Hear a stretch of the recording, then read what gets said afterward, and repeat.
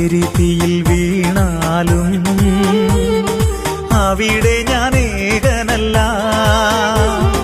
വീഴുന്നത് തീയിലല്ല, എന്നേശുവിൻ കരങ്ങളിലാ.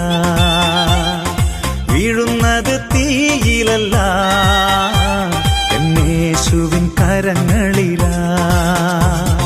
പരീക്ഷ എന്റെ ദൈവം അനുവദിച്ചാൽ പരിഹാരം എനിക്കായി